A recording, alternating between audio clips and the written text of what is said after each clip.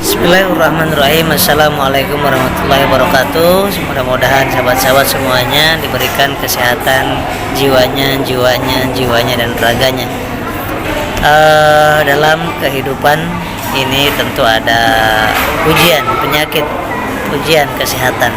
Jangan lagi bersangka orang yang rajin sholat, orang yang rajin baca Quran, orang yang taat tidak pernah sakit. Jangan, ya, karena ada yang suka mengatakan, kenapa kok saya sholatnya udah rajin, tahajudnya sudah rajin, baca Quran sudah rajin, sedekah sudah rajin, kok masih tetap aja sakit saya. Emang Nabi Ayub alaihissalam orang yang biasa apa orang yang luar biasa? Soleh, taat, luar biasa, dikasih sakit sama Allah. Para ulama yang dekat sama Allah sakit sama Allah. Nabi Muhammad dikasih sakit sama Allah. Orang yang taat dikasih sakit sama Allah.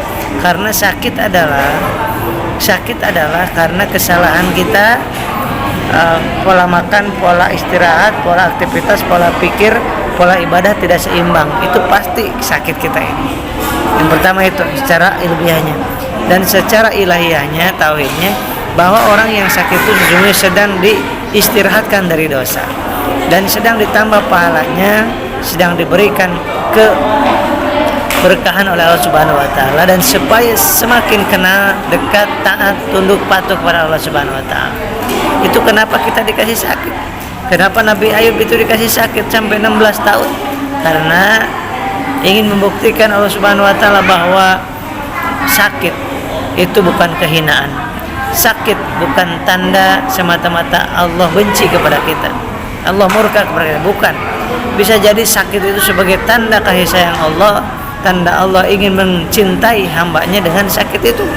Karena dengan tidak diberikan sakit, kita bisa jadi sedang mabuk, sedang berzina, sedang korupsi, sedang membunuh, sedang maling, tiap malam ke diskotik. Nah, maka dari itu Allah sayang kepada kita. Maka dari itu Allah berikan kita sakit. Maka ikhtiarlah kita, tetap ikhtiar di jalan yang Allah ridhoi. Tetap kita betul-betul menjaga hati kita, senantiasa sholat dengan hati, kemudian istighfar dan sholawat dengan hati, sehingga kita semuanya diberikan oleh Allah Subhanahu wa taala ketenangan. Walaupun sakit, tenang, itu adalah karunia. Ada orang yang sehat gak tenang, itu sebagai laknat dari Allah, sebagai adab dari Allah. Maka dari itu kemuliaan seseorang tidak dilihat dari sehat atau sakitnya, ya. Yang paling utama adalah sehat daripada jiwa kita. Maka perbanyak kita sholawat, perbanyak kita istighfar, perbanyak kita zikir, perbanyak kita bersyukur, ridho dengan ketentuan Allah, sambil berikhtiar di jalan yang Allah sukai. Maka orang yang sedang psikosomatis, khususnya yang berpengaruh ke lambung, maka jaga makan, pola makan, ya, makan 2 jam sekali 10 suap, minum air putih sejam sekali 1 gelas, kemudian minum gula. Kalau banyak pikiran kesana kemari, takut ini takut itu, pasti gulanya rendah, pasti gulanya habis untuk berpikir, glukosanya habis untuk berpikir. Maka setiap jam turun naik, sering ngedrop, maka lemes, keringat dingin, gemeter. Maka gula darahnya tingkatkan dengan nasi dan gula yang ada di buah-buahan, gula yang ada di tebu, gula yang pasir, gula batu. Itu rekomendasi saya. Dan bukan jangan mikir, saya nggak pernah mengatakan kalau untuk sembuh dari psikosomatis nggak boleh mikir, bukan kalau boleh mikir, tetapi ridho dengan ketentuan Allah sambil senyum, bersyukur.